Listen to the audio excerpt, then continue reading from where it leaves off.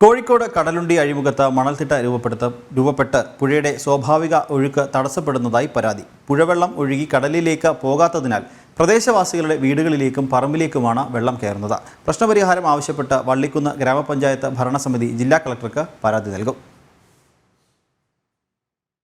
വള്ളിക്കുന്ന് ഗ്രാമപഞ്ചായത്തിലെ കടലുണ്ടി അഴിമുഖത്താണ് മണലും ചെളിയും അടിഞ്ഞുകൂടി പുഴയുടെ ഒഴുക്ക് തടസ്സപ്പെട്ടത്.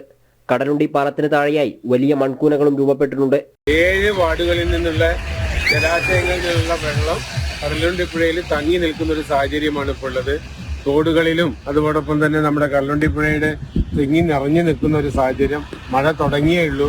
അതിന് പ്രധാന കാരണം നമ്മുടെ കടലുണ്ടി കടവ് പാലത്തിനടുത്ത് രൂപപ്പെട്ടിട്ടുള്ള മണൽത്തിട്ടയും ചളിയും ആണ്. പുഴയുടെ ഒഴുക്ക് 75% തടസ്സപ്പെടുത്തുന്ന രീതിയിലാണ് മൺകൂനകൾ രൂപപ്പെട്ടിരിക്കുന്നത്.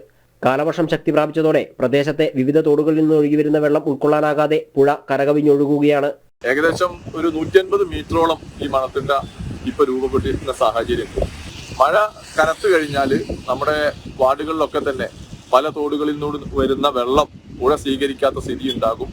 പുഴയിൽ നിന്ന് വെള്ളം തോട്ടിലേക്ക് എത്തിക്കുകയും താഴ്ന്ന പ്രദേശങ്ങൾ പൂർണ്ണമായും വെള്ളത്തിനടിയിലാവുന്ന സാഹചര്യം ഉണ്ടാവും. നമ്മുടെ ഈ പ്രദേശത്തുള്ള മത്സ്യത്തൊഴിലാളികൾക്ക് കടലിലേക്ക് മത്സ്യബന്ധനത്തിന് പോകുമ്പോൾ വള്ളങ്ങൾക്ക് വലിയ ഭീഷണിയാണ് ഈ മണൽത്തിട്ട. അത് ഉടനെ നീക്കം ചെയ്തിട്ടില്ലെങ്കിൽ അത് അവർക്ക് പണിക്ക് മത്സ്യബന്ധനത്തിന് വരുമ്പോഴൊക്കെ അപകടങ്ങൾ സംഭവിക്കാറുണ്ട്. 2 വർഷം മുമ്പേ ഇതുപോലെ അപകടം പറ്റി ഒരാളുടെ ജീവൻ തന്നെ എടുത്തു. കഴിഞ്ഞ ആഴ്ച പെയ്ത ഒറ്റമഴയിൽ തന്നെ ബാലാതിരുത്തി, ചെറുതുരുത്തി, ആനയാറങ്ങാടി, പടന്ന, കോന്നംകുഴി, പുത്താരത്തോട് തുടങ്ങിയ പ്രദേശങ്ങളിൽ വെള്ളം കയറിയിരുന്നു. പ്രശ്നം പരിഹരിക്കണമെന്നാവശ്യപ്പെട്ട് വള്ളിക്കുന്ന് ഗ്രാമപഞ്ചായത്ത് ഭരണസമിതി ജില്ലാ കളക്ടർക്ക് പരാതി നൽകാനൊരുങ്ങുകയാണ്. ജനം, കോഴിക്കോട്.